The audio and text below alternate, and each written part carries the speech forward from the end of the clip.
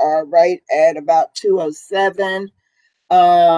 We have a quorum present. We have Mike Hamby, Allison Wright, Patrick Davenport, and myself, commissioners. And we have a whole bunch of experts on here. And I want to thank you guys. And with that, I would like to ask for a motion to accept the agenda that who sent out? Oh, Josh sent out. I'd like to get a motion to accept the agenda that has been sent out. So moved. Second. The motion is second that we will follow the agenda. All in favor, say aye. Aye. Those opposed, please speak up. Agenda has passed.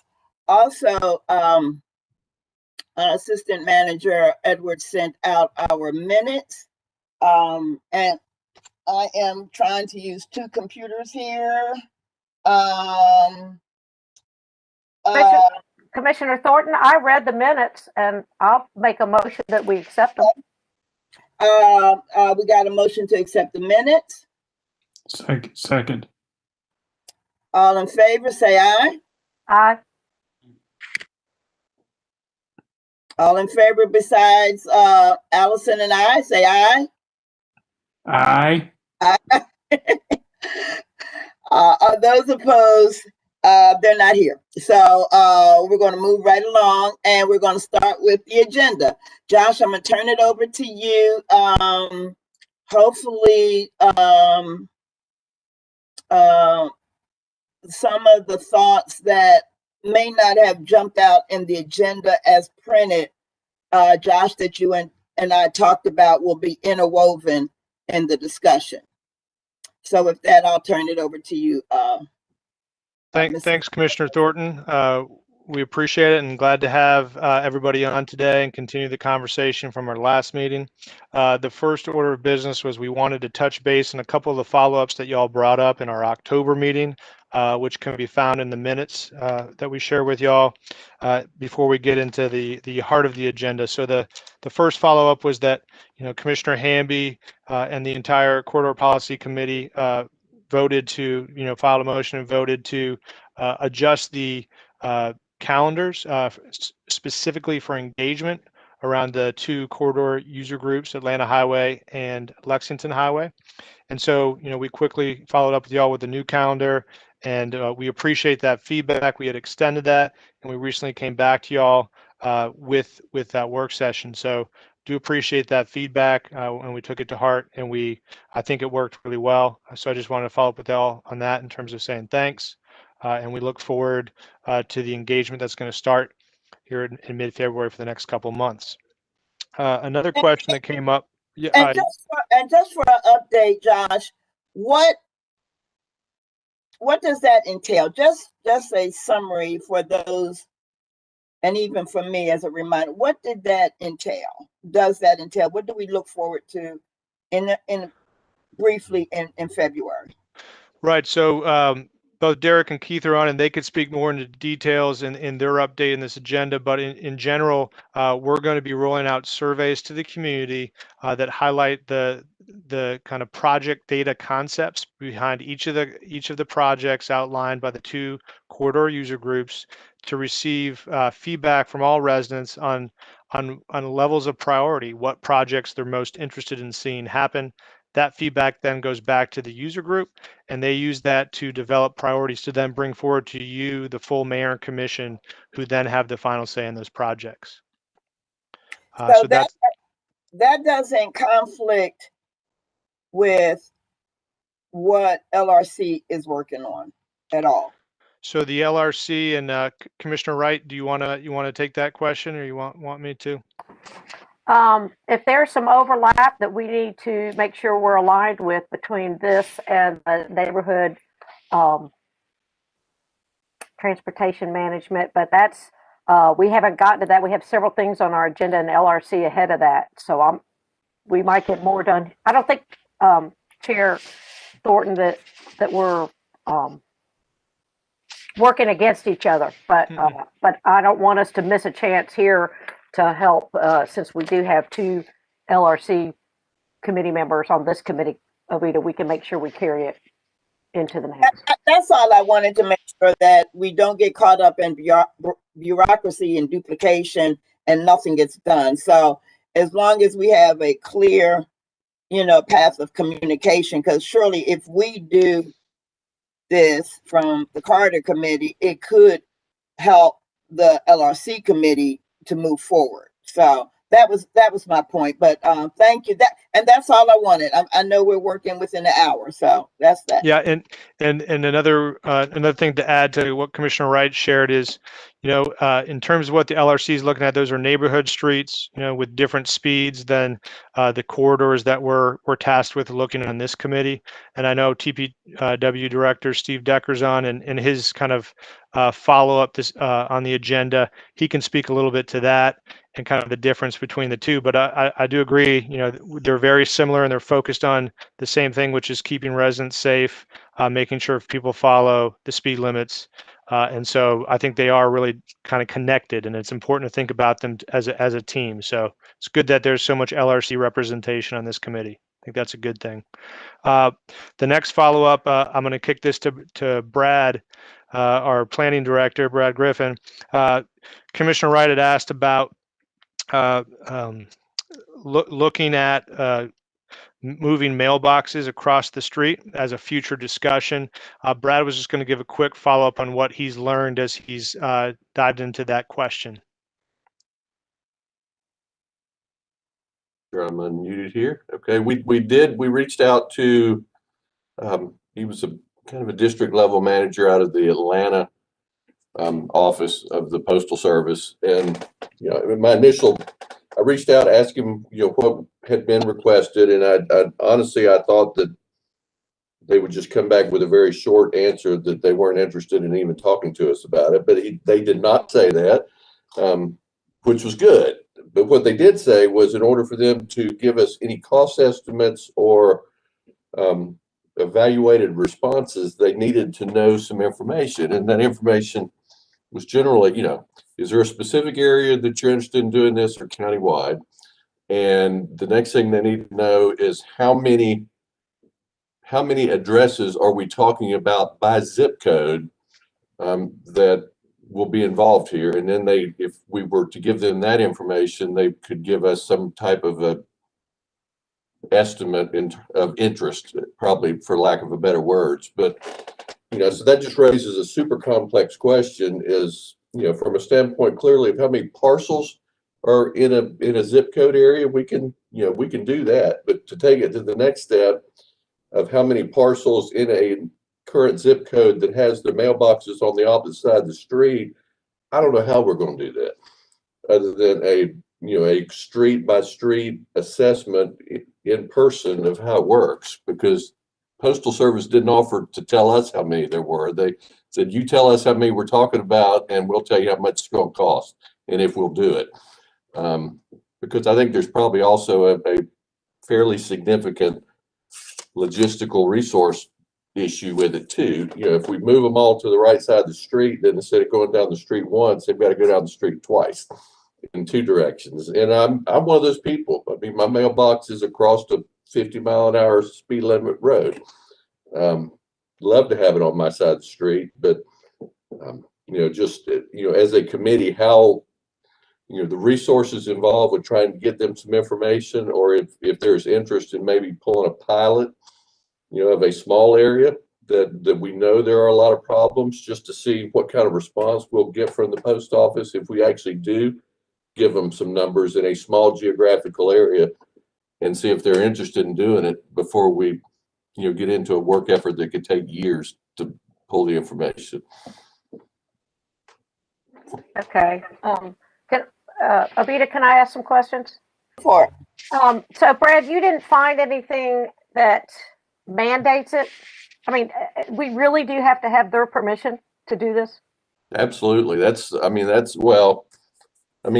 first thing they're going to tell us is those post offices are the property of the federal government, and they get to choose where they go. Okay. They're not ours, and they're, and in new neighborhoods now, new subdivisions even, they've quit allowing the post offices to be put out in front of the house. And most of them, it's the common box now at the entrance to the neighborhood that they're mandating that on your way home, when you pull in the neighborhood, you stop at the box like in an apartment project and get your mail, because they're not going door to door anymore. Gotcha. So I think we've got very little authority in this matter. Gotcha. Well, I know that I don't remember the town in Georgia, but it was in the AJC recently that a gentleman was killed trying to return back to his house after having to cross the street to get his mail. And the driver didn't see him, sort of thing. So I don't want to have one of those stats to motivate us.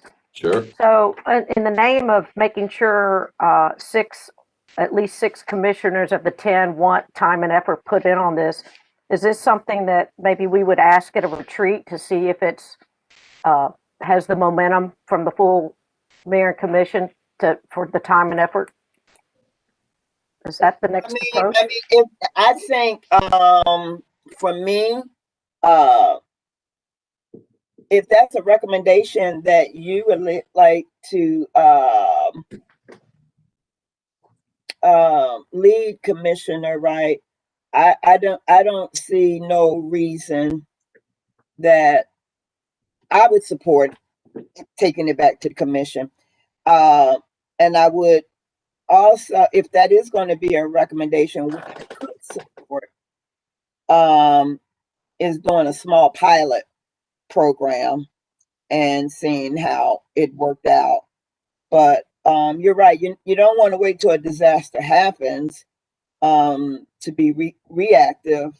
But if that's your wish, Commissioner, right, I don't see no problem with that. That's well, Chair Thornton, is that something, and Joshua, is that something that we could have come out of committee, just sort of having Brad make what would be an agenda item?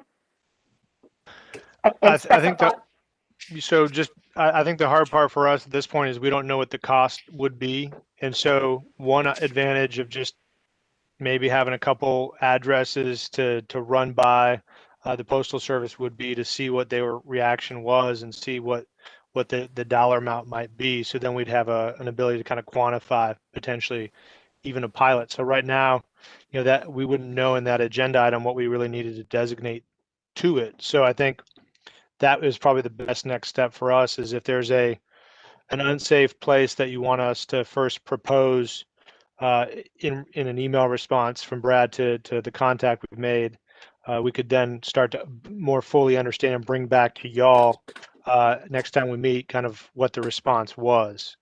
So I think we're trying to still understand what that dollar amount would be. Okay. So would it be helpful if I got a stretch of rural road as an example, and then a stretch that's more in town? Like if Magnolia is an example, and they're about to have a sidewalk, that Magnolia Street might be the in-town example. Is that what you're looking for? 2 examples like that? Yeah, I've got probably about a dozen over on Timothy Road. Yeah, I think we're looking for examples like that, y'all. I mean, and I think the question is that maybe this is for Brad, is how many you think is a good test case, you know, to respond back to see what their response would be. Yeah, probably, I wouldn't think any more than 2. And in some areas that we do know we've got issues, because I mean, when we start getting into this, the other problem potentially with it is, I mean, we could pick Winterville Road, for example, or a stretch of the Winterville Road going out towards Winterville, and do a visual survey of it and count that there are, X number of mailboxes that are all on one side of the road. It's still not going to even give us a firm number of how many of those are on the opposite side are going to have to be moved without knowing. There are people out there that don't have mailboxes, that they still go to the post office every morning and get their mail out of a PO box, and they wouldn't have one at all. So, but I mean, I think even from just an estimate to give them a 1 mile stretch of a rural road and say there appears to be approximately this many, what would we may get some astronomically crazy response from them that, that tells us very quickly that this is not something that's doable on any scale. Well, Brad, the other point is, comparing streets like Winterville Road, and I'm just going to use Timothy Road as an example. Timothy Road might have a higher traffic count, so it's a little bit more dangerous to try to cross the street over. And Magnolia is going to have a high traffic count, I'm sure. Yeah. So as compared to a very, very rural road that may have one car coming across every 30 minutes or so. Oh yeah, no, and I'm not assuming to know which one y'all would want to pick at all. That's but then the last issue behind it is if we do get one and we decide that it's something that can be done, who's going to move the mailboxes? Are we going to send letters to all those residents and tell them that if they want to keep getting mail, they're required to go out and physically move their mailbox across the street or not? And I think that's going to be up to Allison. Yeah, that was going to be my question. Like, who's going to pay for the mailbox to be moved? Well, it seems to me like if we nailed it down, it would be a perfect project for the next T-Splost. Well, I think we got to figure out again how much it's going to cost and the logistics of it all. Yeah. But obviously, if it's something that we can get permission to fix, improve, and we're about to do work on a road, that would be prime time for the cost to be built into the project. Just like if Magnolia, I'd have to drive there to see, like Magnolia, if we're about to do sidewalks, it seems like instead of putting them back across the street from the actual house that it goes to, but I hear what you're saying. It's so hypothetical at this point, but what would be the next best step out of this committee? Just getting to Brad a couple streets to send back to the post guy, the Atlanta district postal guy? Right. So we would need the streets, and then you somehow would need to come up with an estimate for the number of boxes, whether that's something you already know, or we just go out and drive it real quick to get a rough estimate. Gotcha. Okay. And then it could be. And are we agreeing that we want to look at rural and urban?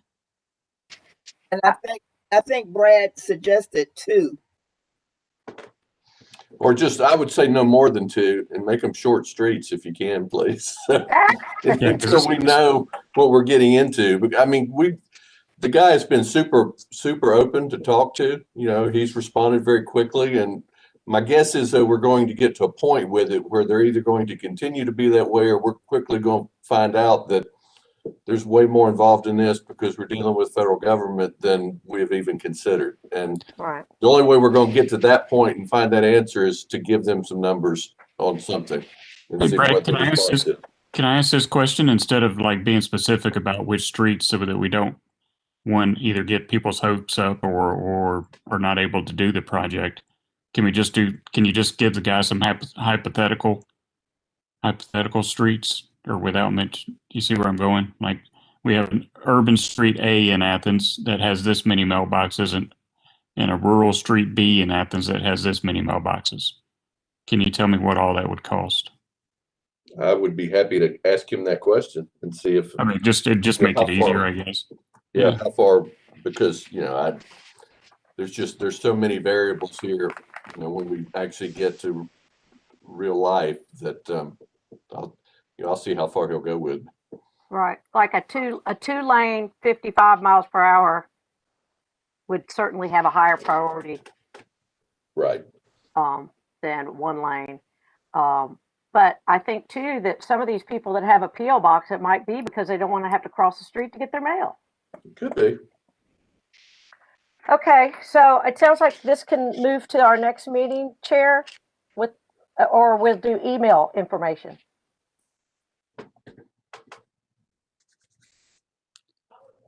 Vita's muted, which is normally a good thing. Did y'all read my lips? I think at this point, Brad, again, you know how much you already are doing, and definitely this committee wants to be considerate of your time. what kind of time do you need, Brad? You tell us, and whatever you say, that's what we'll work with. Let me just come back at the next meeting with an update, and that'll give me some time to talk to the gentleman in Atlanta a little bit more and see if he's willing to look at a hypothetical pilot, or it may be something that we could just we go pick a street. If he needs some hard numbers, that I can send one of our guys out and do a quick assessment, send him the information, and see what he says. And I think I can give you more of that at your next meeting. Then it's in terms of what it's going to look like, if this is even doable. Right. And if you need a commissioner or two to be that out that count, I'll be happy to help. Okay. Well, that's the plan. Thank you, guys. Okay. We're ready to move on, Mr. Edwards. All right, Commissioner Thornton. So next up is our quarterly update on the median plantings master plan. Jeannie couldn't be here today, so Andrew Saunders is stepping in for us. So Andrew, we appreciate you joining us today. Was there anything you wanted to update the committee on? Yeah, so I'll try to not butcher this too much. It's my understanding that in a previous action, this committee was able to help secure budget funding in FY21 for implementation of that master plan. And unfortunately, we're not able to implement additional plantings this year.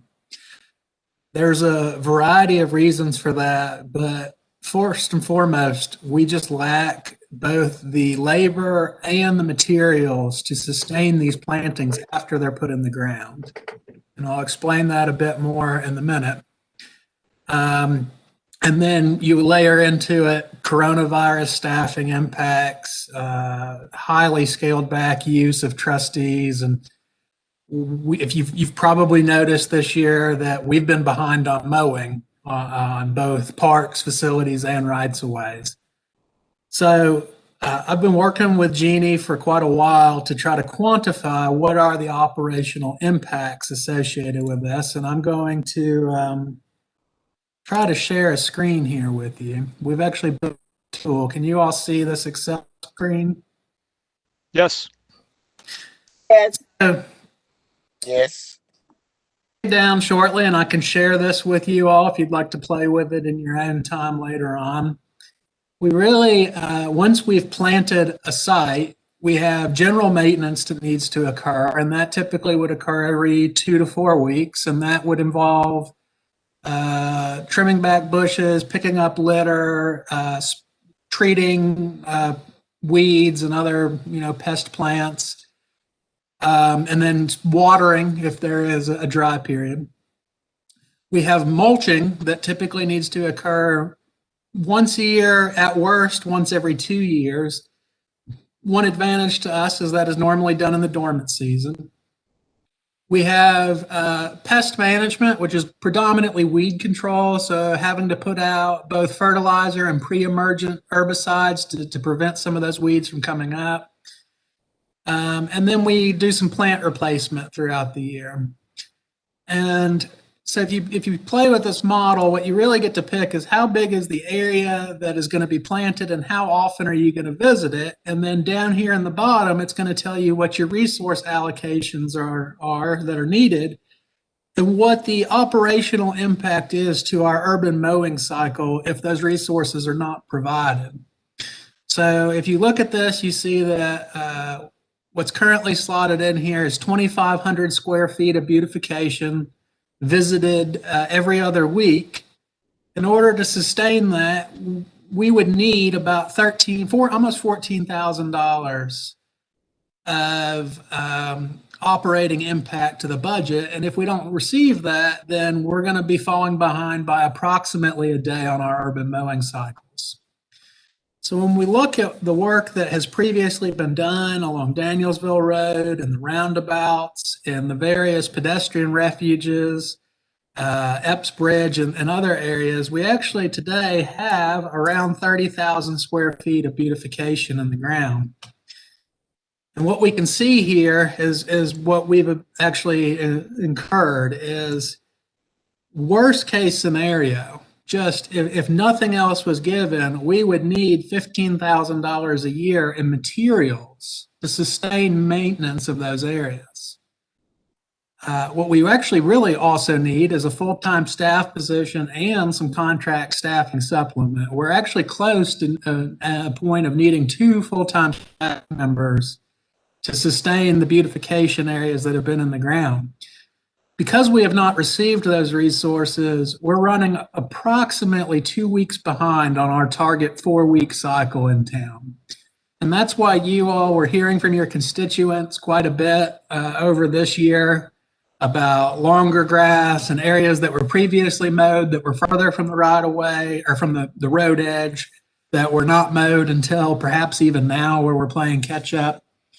And so our goal here really is to try to operationalize the resources that have already been put in the ground so that they don't fall into a place of neglect. And then when it comes to smaller projects, whether it's on the Prince Corridor or the next roundabout or whatever, when you get to small stuff, it's very proportional. So, if we just add 500 square feet here of something relatively small, we know that, well, we can sustain that every year for the rest of time for about $2,600. So the reason we wanted to put this together was to show why those things are the way they are, and to explain why we haven't taken action. And in fact, I have a request for you all to consider. I don't know if this is the appropriate venue, but I'm going to stop sharing this for a minute unless y'all have any questions, and I'll talk a little bit about that request. Are there any questions about this model or this tool before I stop sharing my screen? I have a question, and you may not have the answer, and maybe Commissioner Lincoln or any other commissioner can correct me. But when we talked about these community AmeriCorps, and did I hear the manager say that some of those placements would be in our area of landscaping and stuff? Maybe Commissioner Wright or Davenport, or did I just imagine that? No, Well, you are correct. I'm sorry. Go ahead, Patrick. Central Services intends to work closely with the Conservation Corps, and that would involve our fleet division, our facilities division, where we can get them in touch with carpenters and electricians and plumbers and in landscape. And so we can use them for a small supplement where labor is needed and there's an opportunity to pick up some skills. I will offer a bit of caution from working with AmeriCorps crews in the past, which is for that effort to be of most value to them, we need to be giving them a diversity of work experiences and some actionable skills to take away with them. And so while I will gladly take the 4 or 5 full-time folks that have been funded through that and put them to work full-time in landscape, I don't know that that's really meeting the vision of that project. And so where we would use them is when there is another beautification area and we're going to be doing some planting. That's a great time to teach individuals about best planting practices and soil health and plant selection and the different types of tools that are used. And so I really see them coming in on project-specific activities where we might be building a small structure or working on a landscape renovation more than just the day-to-day mowing, blowing, sweeping kind of maintenance that needs to be done. So you are working with that group on interest? It is. We have not gone in the field with them yet. It's my understanding they're still being onboarded and hired. Yes, we have been in contact with them to get into these kinds of opportunities. Okay. Chair, I have a question real quick, and I want to hear Andrew's idea because, I was under the impression when Jeannie presented all of this to us that the operating costs were part of the total cost. I mean, I know we've allocated money for Atlanta Highway, for example, that's coming out of T-Splosh dollars. Are you now telling me that that doesn't include putting the plants in? No, it's actually putting the plants in is the easy part. What I'm showing here today is the year over year maintenance that needs to occur to sustain those plants as healthy and attractive. Right. I guess my concern is the first part was getting the plants in, and then certainly this is a year to year budget thing. So I think that's I don't want us to not put the plants in because we're worried about a year to year thing. Well, Commissioner, respectfully, we've put in 30,000 square feet of those plants, and there I hear have you, Andrew. I heard you say that, yes, but I also know that we haven't put in the plants over for the T-Splosh that we've allocated for Atlanta Highway yet. that is correct, and that's because have been going in since the 2017 planting season, and yet there have been no operational dollars provided yet. So just recently, we mulched Danielsville Road, and that comes at the cost of tree maintenance in our community because there are no resources to simply even buy that mulch. And so I cannot recommend that we do any additional planting without it. Now, if you all were very sure that resources like that were coming in the future, or there was a path forward over time, there is a workaround on the T-Splosh kind of projects, which is where we could put together a contract for installation that includes a warranty of up to 2 years. So you would get some maintenance out of that.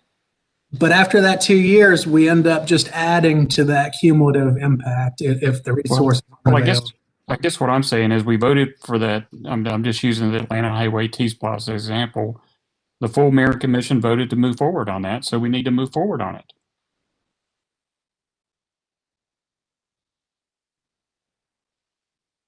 I mean, I'll about it with our manager's office. I am telling you, as the expert in the field, you're going to reach a point where it comes at the cost of regular mowing, which I know is of importance to your constituents. And it also comes at the cost of other existing services. I mean, this is an operational deficiency. So if the commission agrees that we can go from a 4-week to a 6-week cycle, then yes, we can continue with very little impact and we can do more. But we have reached the point where there is just not spare capacity amongst the staff to take care of these pretty intensive kinds of installations. And I think this is where, the committee's work and maybe carrying this conversation to the next meeting and then blending it into the budget discussions. I think this is a topic that will really be good to kind of talk through into this next year's budget as we make sure we have the operating funds needed to take care of the plantings. It could also mean we change the type of materials we're putting in potentially as well that require less maintenance. There's some different angles we could take at this, but Andrew, I appreciate you bringing this up. Did you want to share the idea? We spent many meetings talking about all of that, and I thought we were moving forward with the especially the T-Splosh that Derek and Keith presented to us as using that Atlanta Highway T-Splosh, part of the Atlanta Highway T-Splosh dollars. So we voted on that, so that needs to get moving. And how we manage moving forward is a budget discussion. But for what we've already voted on, those need to get done. Mr. Saunders, I have a question. Allison had her hand up. Go ahead. Yeah. In hearing that, it sounds like we're getting the installation in, but we're not getting the funding we need for the maintenance, as well as keeping up the other maintenance responsibilities. I'm hoping that we meet again next month, get through budget so that we can learn these other things. I thought that the presentation of the landscaping choices for the medians were of the lowest maintenance possible, just to not over stress the maintenance side of it. And Andrew, I don't know if you just want to clarify that for me. So there are higher maintenance options. Annual plants would be a great example. If you all wanted petunias out there, or some kind of flower that had to be replanted every year and every season. When you look at really lower maintenance, what can be the least amount of work, you can look at just a straight trees and mulch scenario where you have some mid-story canopy, and we would have to work closely with Public Works on that, because there are certain corridors where the addition of those trees can create an unsafe condition. Or leaving it as it was as grass is actually less impactful to our operations than changing out the plant material like we have been. So you all have not or we have not implemented on the scale of landscape intensity. If grass is a 1 and annuals are a 10, it's about a 5 to a 6 on the intensity stuff that's in the ground. But it doesn't change the fact that there are ongoing costs just for that change. At its core, looking at things like mulch and weed control and trash cleanup. Yeah, okay, that helps me a little bit, but I know that this was kind of where we started with this whole committee, was the presentation from Jeannie about the choices for low maintenance color ornamental grasses. We are not the University of Georgia where we can just pull a perfectly good plant out and put a perfectly, the new color in. And I don't think we want our citizens to see that sort of high maintenance beautification. I am all about the trees, but I've learned through this committee the safety factor and the caliper size. Baxter Street, that island on there that has 2 trees in it, nobody's ever hit it, but I've heard that it's not the style of safety at this point. But I want us to move forward with these beautification projects in the lowest maintenance, so that as well as learning the budget implications, so that we can make sure that we're maintaining the elements that are out there, the landscaping elements that our community expects and appreciates. Well, I'm a little disappointed. I thought this was it's been a while since we've met, but I really thought we were moving a little bit faster, and you know, but I'm concerned because I'm about, like, I agree with Mike. The things that we voted on, I want to make sure that they get done. And if budgetary issues come up, and I guess that's what you're doing now, you're letting us know that we're aware of, so we can keep it moving. I want to continue what we're doing, and where the gaps are or budgetary problems are, to bring it to us and figure out what we need to do so it can keep moving. I'm still at a loss about the community core folk, because I was looking at that position, more of skilled folk, or training people in these skilled positions. And that means maybe they would even have to go back to school. I mean, or maybe we teach them, right here on. So I'm not looking for I'm hoping that we will use those positions where they get the skills that, even if they left here, God forbid, after we've invested in them, they have a skill that they can transfer anywhere. So I'm not looking like day labor, pick up the trash. I'm hoping that the community core is more than um I don't know what I'm trying to say there, but so I'm a little bit, but I know that's not your responsibility, Andrew. So, but that's my frustration. I thought we were moving a little bit faster. I didn't know we were having some budget issues, but I guess this is the place to bring it up. And I hope we utilize the community core workers more effectively. Thanks, Commissioner Thornton. And I know, Derek can add some to this as well, this discussion as we get into the corridor update. So Andrew, I don't know if now is a good time or if you wanted to kind of finish your thought. The only two things to add is it's my understanding is that Jeannie and perhaps with the help of SPLOS, they have been working with Georgia DOT on getting some of the additional sites permitted. So, but we are getting late in the planting season, so there's a chance that some can come forward. And I believe, if I understand correctly, I wasn't a part of that meeting, but going into the last budget season, it was presented to you as a part of that master plan that staffing and operational dollars are needed. And what came out of that budget was a one-time funding of $75,000. And these are not one-time expenses. If it would have been contract money of annual funding of 75,000, then we'd be off and rolling. We would have darn near what is needed to sustain it.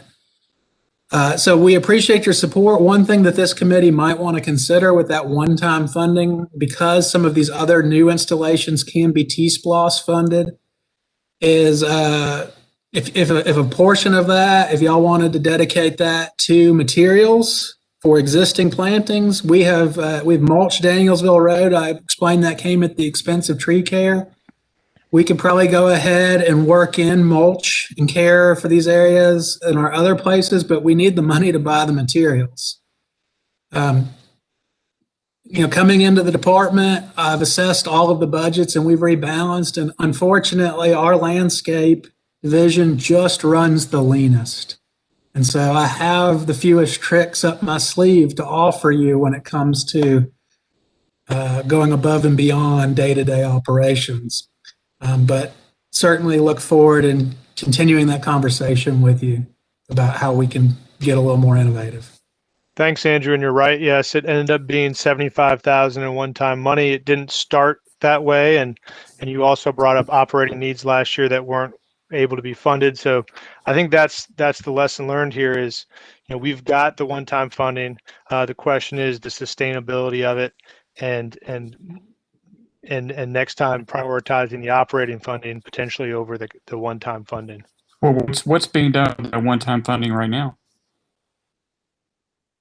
So far, nothing has been done because it's my understanding that one-time funding could be used to implement additional spaces on the corridor master plan that are outside the area of T-SPLOS. And again, it's my recommendation to you that you not go put a bunch of new stuff in the ground until we've figured out how we're going to care for the existing stuff.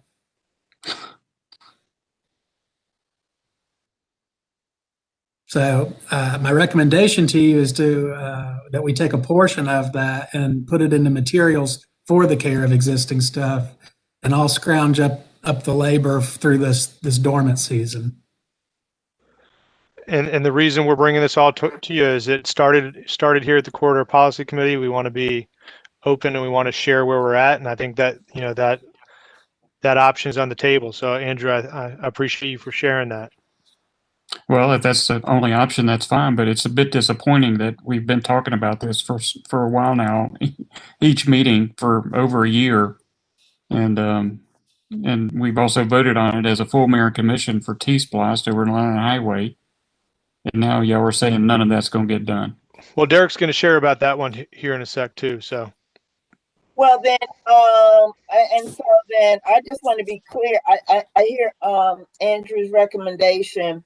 And we're listening to his recommendation, but we're not making a recommendation until you're not asking us to accept Andrew's recommendation at this point, like this this minute, right? We're going to hear something else. We wanted to share our thought process and where we're heading, and I think the next step would be for the manager's office and for Andrew to kind of talk through the options we have and make a decision. But we wanted to get y'all's feedback as this was your vision, right? We know the median plantings plan would have costed 150,000. We were able to get 75 in, but what we found this year, due to many things that occurred this year, we have not been able to keep up with our core services, and we want to prioritize those. So that's kind of where we're at, and we wanted to make sure to be open with y'all about that and share that because this is something that came out of this corridor policy committee. So the real significant thing, if we got the correct information at the beginning, if the information was correct from the beginning, and whether we misunderstood it or if it was overcalculated or undercalculated, the biggest thing that really changed the world is COVID, not the information. Is that right? No, I think so. There were operating estimates early on, and so, but they did not make it into the final budget, the operating costs. So the only thing that kind of lasted in the budget as things got taken out to afford other things was that 75,000 of one-time money. So if we were to do this over again, what Andrew's recommending is, what we should have done is said, okay, we've got enough for 75,000. What portion of that can we put in operating to take care of it? So we can't do, so we were trying to do half the plantings, right? So if the total was 150, we said 75. The problem was when we got into it, we realized we couldn't squeeze that work out of our current workforce. And so we should have done a calculation and said, okay, well, here's what we need on the operating as a portion of that 75, whether that be half or, 2/3. And then here's what we can plant to then take care of it. And so that's the lesson learned, and we've reached capacity in our staff, basically, is what we're saying, and that's occurred.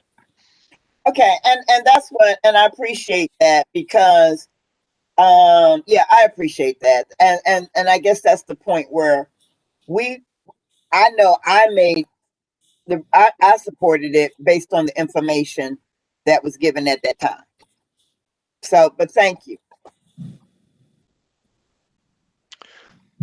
And that doesn't mean we're not going to continue to try to complete the vision that was set out by this corridor policy committee. And with that, I wanted to, knowing that time is ticking here, I wanted to hand off to Derek and Keith to give a quick update.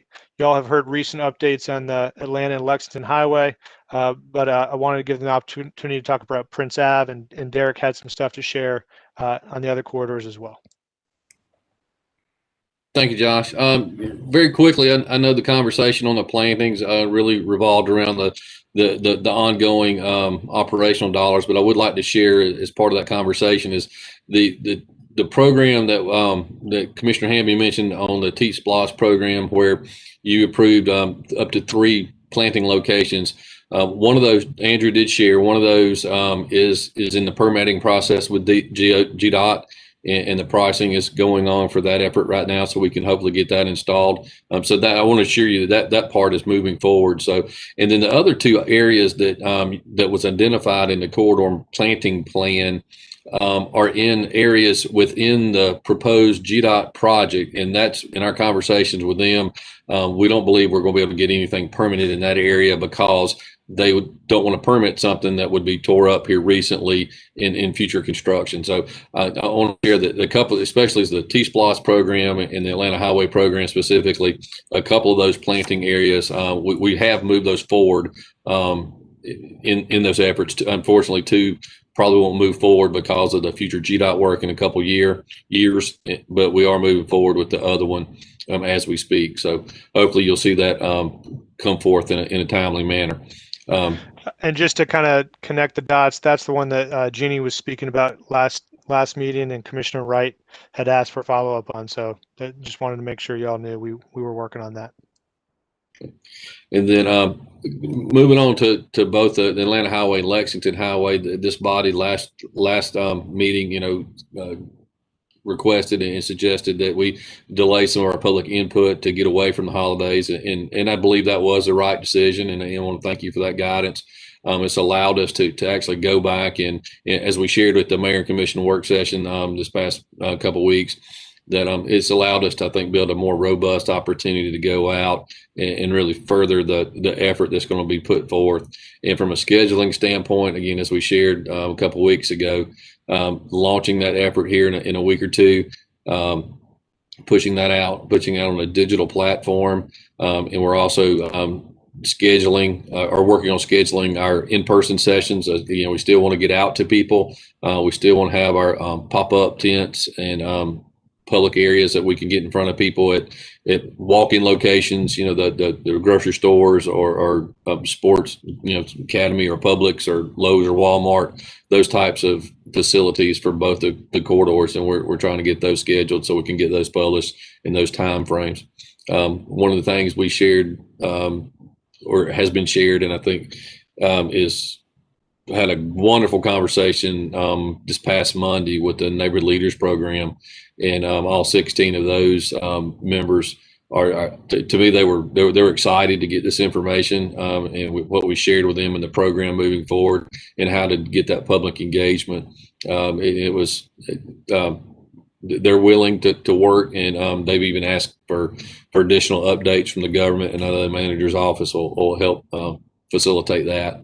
So those are, those programs are moving forward for that public engagement session. We do have an extended time frame, from February to April, opportunity to get those out in multiple formats. And then in the April-May session time frame, we'll be able to bring that public engagement back from the public, get the user groups that are involved with each corridor, get them to digest that information and be able to come up with a recommendation for what program or what priority order that those programs or those projects in those programs should look like, and bring them back to y'all in a June-July cycle is our target. Allow y'all to approve those, and out of those prioritizations, the selection of one or two projects to move forward into the preliminary plan phase, depending on the budget.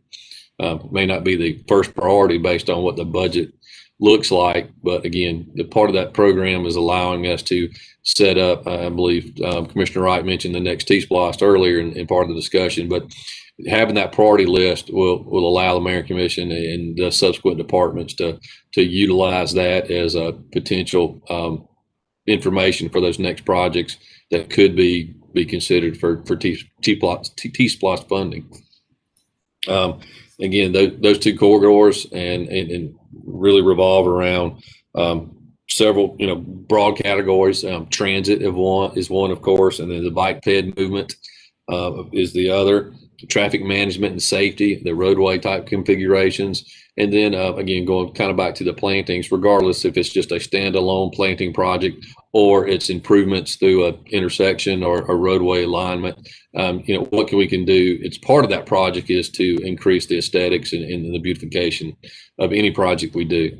So again, some of those things that are really working as we speak, and we're wrapping up some of the final planning to get that public engagement session moving forward and getting engaged, and we're looking forward to that.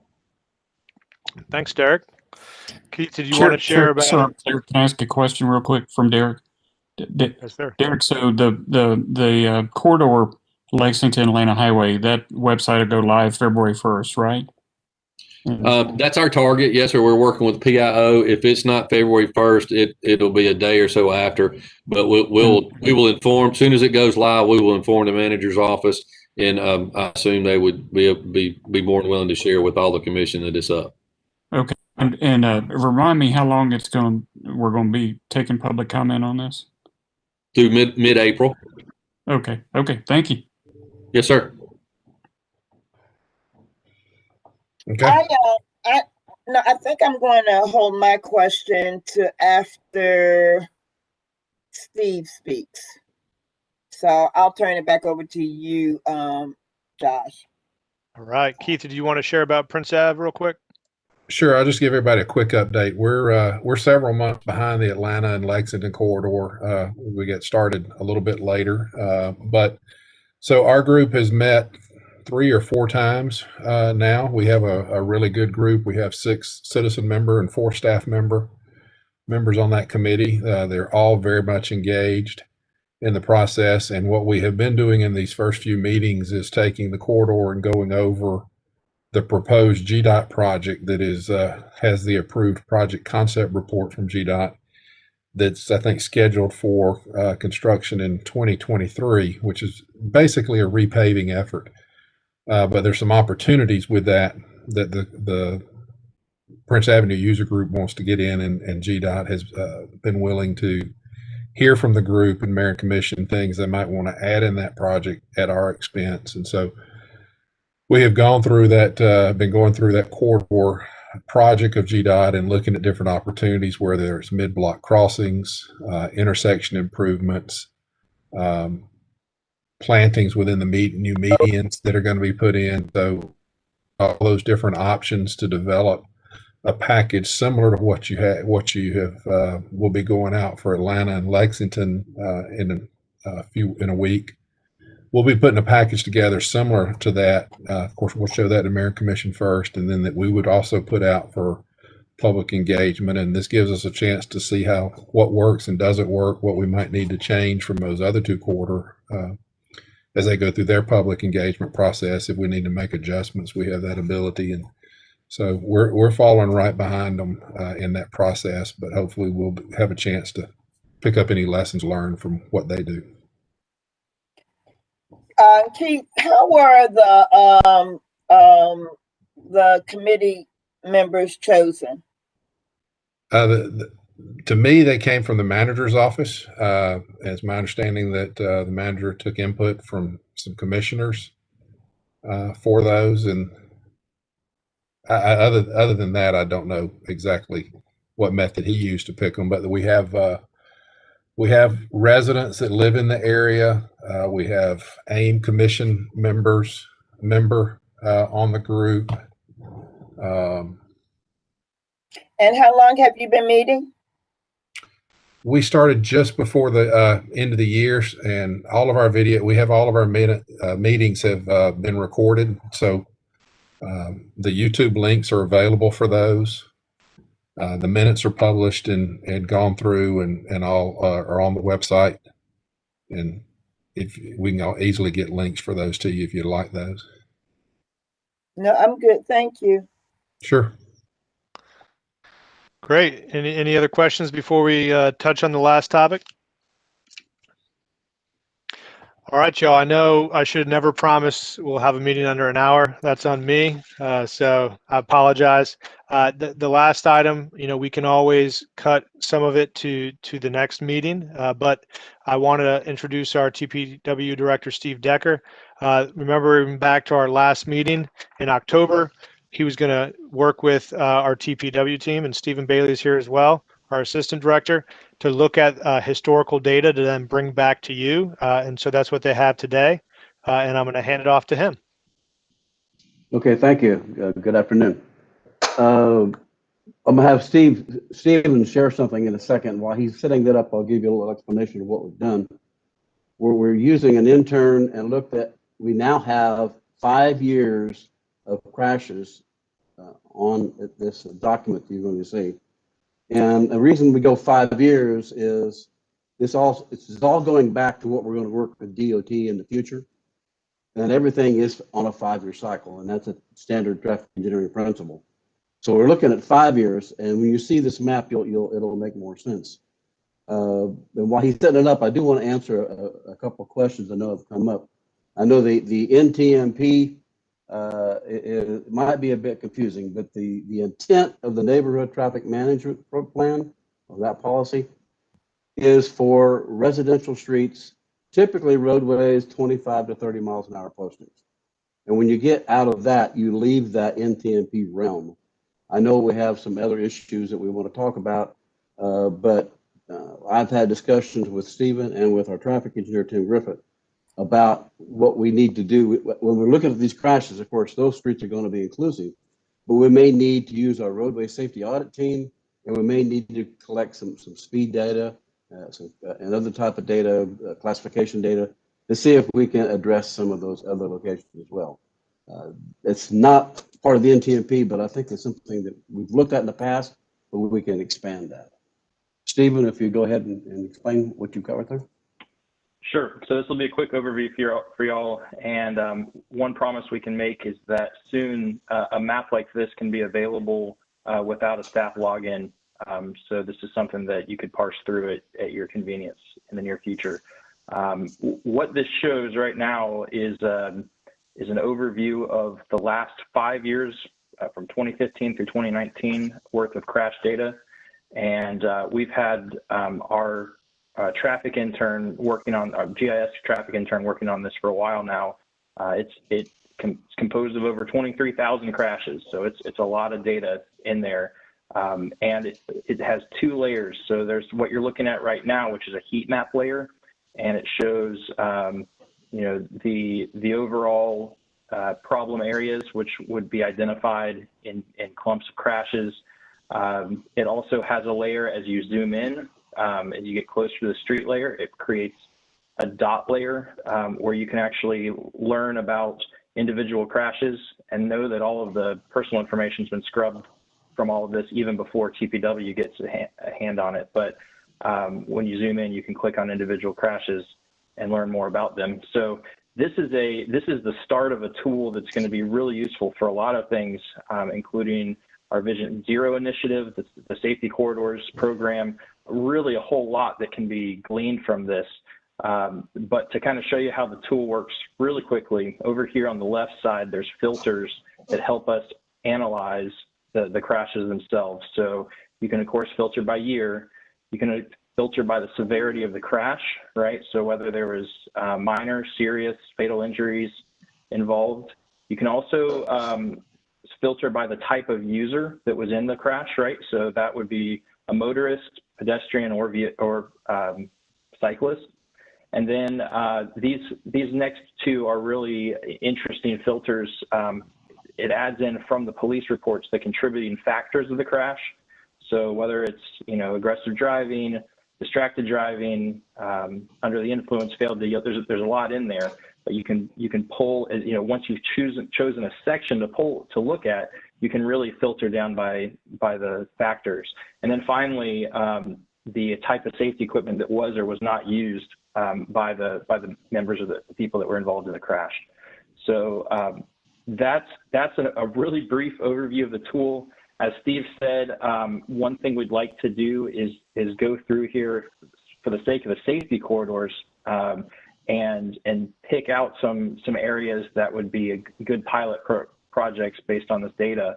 And one thing that the final piece that I think we're working on right now is the ability to look and filter by roadway ownership, right? So that we can focus on local roads versus state roads and see what the needs are on either category. So I'm excited with where this is going to go in a lot of different directions. I'm also excited that it's something that we can share with y'all in the near future so that you don't have to listen to reports from us. You can actually go through the data yourself whenever you want to. And kind of add to what Stephen said, when we look at these local roadways in this data, understanding that these crash reports were written by different officers over different years. And there may not be 100% consistency on what they selected. And so what we need to do, when we've done this in the past, and I've done this for 40 years this way, when we find what we're going to look at, we're going to get down to the individual crash report of each one of these and dig into it and see what the real cause was. Because what we're looking for, and to make this successful, the safety course successful, is we need to reduce crashes, and more specifically, reduce injury crashes. And that's what we want to look for, the injuries. And Stephen's working on pulling those specific up as well. And then what caused it? And where I'm heading with this is typically the more severe the injury, the faster someone's driving, or they didn't use safety devices, seatbelts. And so that's what we want to look for, and that's what we want to target on. And that'll give us a starting point. It's going to take us a while to do this, but I think once we do 1 or 2 streets, we'll get a system down and we'll get it going a lot quicker. And I think the bottom line, as Stephen said, this will address this Project Zero, and also safety corridors, and we can use it for a multitude of things. And that's why I think this is a good beginning. The safety corridors opens the door for us to start moving towards some of these things. Great, Steve and Stephen, I appreciate it. So what would you say are our next steps, and what are your recommendations for the conversation for our next meeting? Hopefully the next meeting, and Stephen, correct me if I'm wrong, is we'll have a better feel of the data. We'll be able to get this so you can look at just our roadways and not the state roadways. And we might, at that point, I would think we'd have some idea and concept of where we would start. And then give y'all selections with some recommendations maybe from us on the highest crashes. And the reason I want to start with the highest crashes is we can make the most improvement quicker. And as I told you before, what I want to do when we do this, we'll start with this data, and then a year later, after we started this and done our whole program, come back and see what we've done. And I want to share that with DOT, the state, and with the state safety office, and show them what we're doing to show the results. And I think that'll get us to where we need to be eventually. We have to communicate this back, and then we may learn as we go. Our next stage that I haven't told you yet is this is not just a TPW project. This is police department, PIO. The three of us need to team together because a large portion of this is going to be communication, education, and I don't want to put the police department in a position where they look like the bad guy giving all these citations. I would rather when they stop someone for speeding or for an offense that's not a major offense, instead of giving them a citation, maybe a warning, but hand them a pamphlet that explains why we stopped you for doing this. Why is it so important to stop you from speeding? Because the faster you go, the worse the crash, more severity injury. So that's kind of things I want to talk to the police chief about. And I also want to present to him, there's no way he has enough officers to sit out there all day long, every day in a safety corridor. We can provide data of the time of day we have speeding, the day of the week we have a lot of speeding, looking at the crashes, the day of the week, the time that we had the crashes. We can provide that data to him so he can do select enforcement and not impact his staff. So those are the kind of things that we're working on. I'm open for any questions, please. Thank you. Well, then I guess I will jump in here. Thank you, Stephen. Yeah, that's like a cute little thing to have, a tool to have. I'm going to keep on repeating this because between LRC and the corridor committees, the streets of Danielsville, Nowhere Road, and Smoky Road and Pittard Road are not being addressed. And I'm really disappointed that with the LRC, we sent back to committee some of the things that I thought was going to be helpful in that policy with LRC. So I'm getting them a little mixed up, and that's why I was asking which was which. But if I keep saying this to all the committees wherever I'm at, people will know I'm serious about Danielsville, Smoky Road, Pittard Road, and Nowhere Road. We just had a bad accident on Danielsville Highway earlier this week. There's speeding, and these are rural areas, so people don't think they're that important. But the folk that live there think it. And I know we had talked, Steve, I hate to put you on the spot, but I know we had talked about traffic calming. I don't know if it was LRC or corridor committee. Now, like I said, but we talked about things that we could be doing to address this in different areas, and it seems to have gotten lost either in LRC or corridor committee. So I want to keep this on the radar because these areas that I'm talking about, and I get it with the policy, the arterial, I get the different corridors, but It don't matter what name you put on it. If people are not getting service, they don't care what the title is. And it just seems like these areas keep getting overlooked by something new or something different or that we don't follow up with. So I don't know what that means, Josh, but I was expecting some conversation, and I see Allison has her hand up since I didn't go to LRC the other day. But I'm not going to be going to a whole bunch of meetings and my constituents are not getting any service. Right. Steve, would it be helpful to speak to those roads that Commissioner Thornton brought up, Yeah, maybe? if you don't mind what I was thinking about myself, and I appreciate what you're saying, Commissioner. And I know there are different type of street. Part of the issue is the speed limit is posted and they're striped, and they're basically rural roads. There are things we can do. We have the traffic engineer on this call as well, and he and I have had these discussions. What I think we need a starting point. The crashes, we're going to look at that as well. But I think what I could do the next time I talk with you at this meeting, I will have traffic volumes and speeds and classifications on those roadways, so I can address that better for you. And there are some things that we can do in the interim. In my travels when I was retired, I went to several different states. And once you're a traffic engineer, you're stuck. You can't ever get out of that. And so as I traveled to these other states, I was seeing things that they were doing for these same issues. And I've got some ideas I'd like to bring in. And I've talked to some of these with the traffic engineer. And so I want to see what the problem is. I want to see what time of day it is, because I don't think you're getting speed enforcement. And I think I can help with that to start with. But I also believe there's some other things that we might be able to do to help you with that. And I'd like to bring some of these other things that other states are doing to see if it works. At that posted speed, putting something on a roadway for the run over, we would have so many crashes we couldn't deal with that. But there's some other things we might be able to look at. So if I'll have information for you the next time we meet. I promise you that. I would appreciate that. Yes, Alice, I'm sorry. That's all right, Chairwoman Thornton. You did not miss the traffic calming topic. It was not at the top of our agenda for LRC.